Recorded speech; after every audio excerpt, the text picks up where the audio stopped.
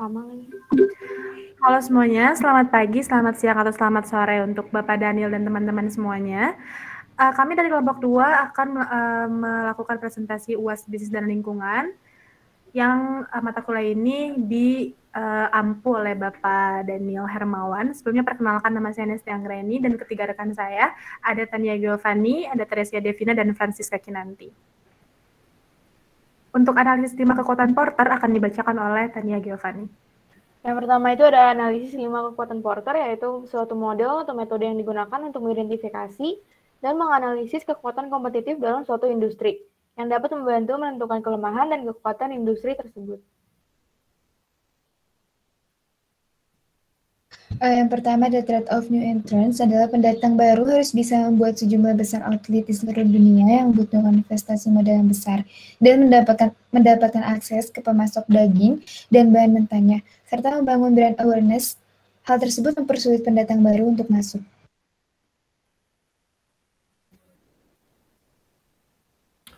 Selanjutnya ada bargaining power of suppliers, di mana dalam kasus McDonald, lemahnya daya tawar pemasok didasarkan pada faktor eksternal berikut.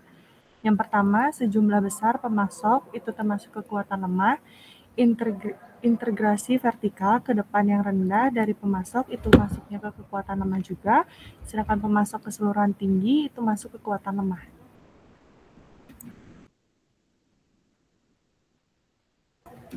Selanjutnya ada bargaining power of buyers. Dalam kasus McDonald's, berikut ini adalah faktor-faktor eksternal yang berkontribusi pada kekuatan tawar-menawar pembeli yang kuat. Yang pertama, biaya peralihan rendah itu masuknya kekuatan kuat, sejumlah besar penyedia itu masuknya kekuatan kuat, dan sedangkan ketersediaan pengganti yang tinggi itu termasuk kekuatan kuat.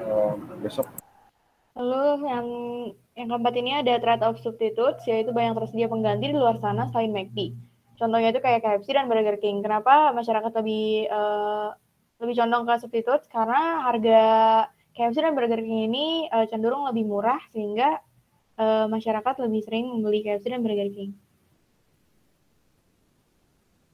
Lalu ada rivalry among existing competitors. McD harus dapat bersaing secara agresif karena saingan McD itu banyak. Di Indonesia saja kita ada KFC, CFC, Richeese, Awe, dan lain sebagainya.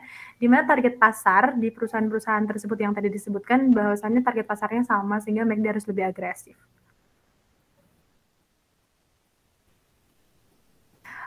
Untuk SWOT dibacakan oleh Francisca Kinanti.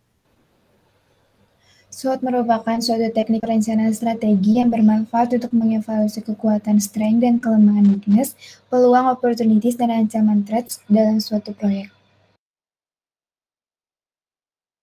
Yang pertama ada strength. Inovasi-inovasi yang dibuat McD itu membuat McD tetap besar dan bertahan hingga sekarang. Lalu McD juga cepat dan tanggap terhadap teknologi yang ada yang membuat konsumen mudah untuk memesan produk-produk McD. Lalu McD pun memiliki outlet yang banyak yang tersebar di seluruh wilayah Indonesia. Lalu selanjutnya ada weaknesses. Yang pertama itu menu sehat yang minim, kurangnya inovasi pada breakfast menu. Kalau dulu itu breakfast menunya itu pas awal-awal masyarakat itu sangat antusias. Tapi semakin ke sini karena kurangnya inovasi, breakfast menu juga akhirnya meredup. Terus yang ketiga ini ada karyawan kurang teliti sehingga terkadang ditemukan hewan kecil dalam makanan. Selanjutnya ada opportunities. Opportunities itu di dalamnya terdiri dari satu, ekspansi di negara berkembang, kedua dari diverifikasi produk, yang ketiga melakukan penjualan online sehingga memberikan kemudahan bagi pelanggan. Lalu ada threats. Yang pertama, persamaan strategi pemasaran dengan perusahaan lain seperti melakukan pembentukan format baru ataupun dalam mengembangkan menu makanan. Yang kedua, adanya ancaman dari kompetitor lokal di negara yang berbeda-beda. Dan yang terakhir, meningkatnya kesadaran masyarakat untuk tidak mengkonsumsi makanan cepat saji. Dari analisis SWOT yang tadi sudah disebutkan, kita dapat menarik untuk membuat matriks Taus. Di sini ada strength dan opportunities atau SO, di mana strategi yang dibuat oleh McD adalah memperluas ekspansinya dengan membuka cabang baru di negara berkembang. Lalu untuk ST atau strength dan threats, adalah melakukan strategi promosi dengan menetapkan diskon untuk produk makanan tertentu di aplikasi McD. Lalu untuk weakness dan opportunities atau WO adalah melakukan diversifikasi produk yang ramah untuk semua orang dengan selera yang berbeda, misalnya vegan. Lalu ada WT atau weakness and threats, memperketat seleksi karyawan dengan memilih karyawan yang kompeten. Untuk analisis PESTEL akan dibacakan oleh Teresia Devina. Analisis PESTEL itu adalah teknik dalam manajemen strategi yang digunakan untuk melihat faktor-faktor lingkungan luar atau eksternal bisnis yang berpengaruh terhadap suatu hal, baik itu dari perusahaan, proyek, masalah, dan lain-lain. Untuk PESTEL yang pertama adalah political. Faktor politik menyangkut mengenai hukum yang berlaku di suatu wilayah dengan kebijakan-kebijakan pemerintah terkait bisnis. Dalam hal ini, pebisnis harus menjalankan bisnis di negara, termasuk khususnya negara Indonesia, dengan memperhatikan aturan dan kebijakan pemerintah. Karena antara pebisnis dengan pemerintah akan melakukan MOU di mana keduanya harus saling menguntungkan satu sama lain. Kita dapat melihat contoh bahwa dalam situasi pandemi COVID-19 ini, pemerintah membuat kebijakan baru seperti PSBB dan PPKM. Kita dapat lihat bahwasannya di sini pebisnis cukup merugi karena mereka hanya bisa buka hingga pukul 7, sedangkan untuk biasanya mereka bisa buka hingga pukul tengah malam mungkin. Tapi ini adalah sebuah kebijakan pemerintah dalam aspek politikal ini untuk membatasi konsumen yang datang karena harus menjaga jarak akibat pandemi COVID-19. Selanjutnya ada ekonomi. Faktor ekonomi sangat penting bagi McDonald's, terutama mengingat McDonald's beroperasi di lebih dari 100 negara. Keputusan apakah akan mengimpor bahan mentah atau membelinya secara lokal merupakan salah satu faktor penting. Kinerja McDonald's dapat dipengaruhi oleh krisis ekonomi, demikian juga dapat meroket karena kondisi ekonomi yang baik. Pada penjualan global restoran McD mengalami penurunan 22% karena penutupan ekonomi di seluruh dunia pada masa pandemi. Tingkat pengangguran yang tinggi di setiap negara dan wilayah tempat restoran beroperasi sangat terpukul karena banyak orang mungkin memutuskan untuk makan di rumah daripada pergi keluar. Namun McDonald's diposisikan dengan baik untuk menangani tantangan ekonomi karena nilainya dan strategi penetapan harga yang terjangkau. Untuk faktor sosial, meliputi pangsa pasar bagi McDonald's. Faktor sosial ini biasanya menjadi salah satu faktor yang menjadi tolak ukur untuk McD dalam mengambil sebuah keputusan, di mana McD harus melihat situasi sosial dan melihat kehidupan sosial masyarakatnya dengan misalnya meliputi tingkat pendidikannya, tingkat pertumbuhan penduduknya, serta kondisi lingkungannya. Dari sisi lain kita juga dapat melihat bahwasannya faktor sosial ini juga dapat dijadikan oleh McD untuk memilih sumber daya manusia yang akan bekerja di McD atau akan membangun inovasi di McD.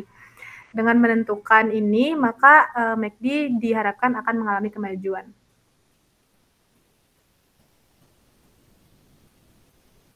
Lalu ada technological, yaitu kemajuan teknologi tidak dapat dipungkiri dalam memberikan manfaatnya kepada manusia.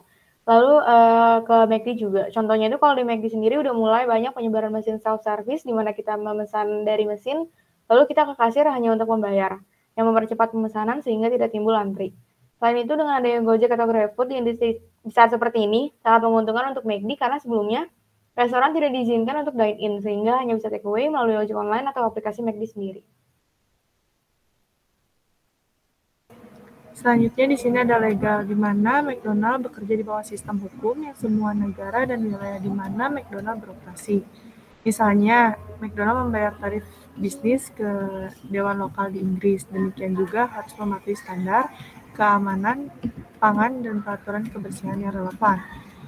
Di sini juga ada regulasi selalu menjadi perhatian terbesar bagi sebuah perusahaan. Sebagai perusahaan di industri makanan cepat saji, McDonald's harus mematuhi banyak persyaratan hukum seperti undang-undang tenaga kerja dan ketenagakerjaan, undang-undang perusahaan, dan persyaratan pajak untuk beberapa nama.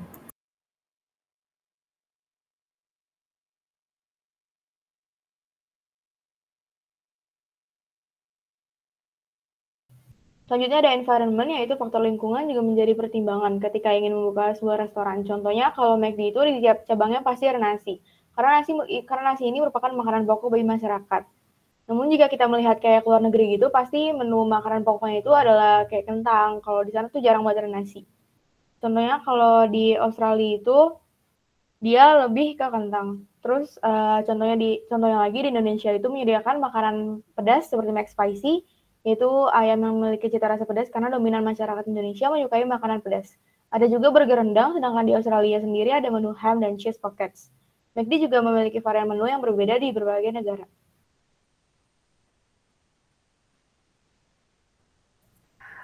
Untuk subbab yang terakhir ada bisnis dan keberlanjutan, di mana bisnis dan keberlanjutan ini memuat 3 fokus bahasan, yaitu people atau orang, profit keuntungan, dan planet lingkungan.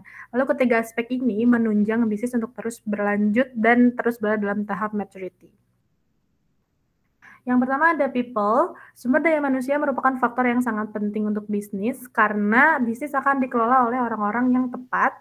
Karena jika bisnis dikelola oleh orang-orang yang tepat, maka bisnis semakin berkembang besar.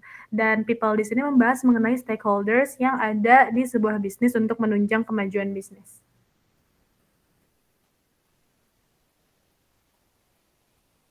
Selanjutnya ada profit. Setiap bisnis ingin menghasilkan keuntungan, sehingga fokus kegiatan bisnis adalah mengejar keuntungan. Untuk mempertahankan jumlah konsumen dan meningkatkan profit, pihak perusahaan McDonald's senantiasa melakukan beberapa hal terkait dengan produk makanan dengan inovasi baru, seperti menambah lebih banyak rasa serta jenis baru dari produk McDonald's, lalu merubah menu di beberapa negara dengan memadukan rasa lokal yang lebih populer di negara bersangkutan seperti di Indonesia lebih milih menu nasi dibandingkan kentang. Lalu ada menyediakan makanan yang segar dan cepat saji pada tempat-tempat yang menarik dan bersih sehingga lebih menarik minat konsumen. Dan yang terakhir ada menciptakan makanan-makanan khas usia, misalnya makanan untuk orang dewasa, remaja, dan sebagainya. Untuk anak kecil biasanya seperti Happy Meal. Dan yang terakhir itu ada planet. Sebuah bisnis pastinya memiliki visi misi untuk berjalan dalam jangka panjang. Demi sebuah keberlangsungan tersebut, bisnis harus memikirkan jangka panjang sebuah lingkungannya juga. Contohnya McD sendiri sudah tidak menyediakan sedotan plastik untuk para konsumen. Lalu McD sendiri juga melakukan pengolahan limbah minyak, pemilahan sampah antara organik dan anorganik, serta meniadakan plastik cup. Serta di masa depan nanti McD sendiri akan melakukan packaging yang ramah lingkungan dan lain-lain. Terima kasih untuk Bapak Daniel atas perhatiannya. Mohon maaf apabila ada kesalahan. Selamat pagi, sampai jumpa.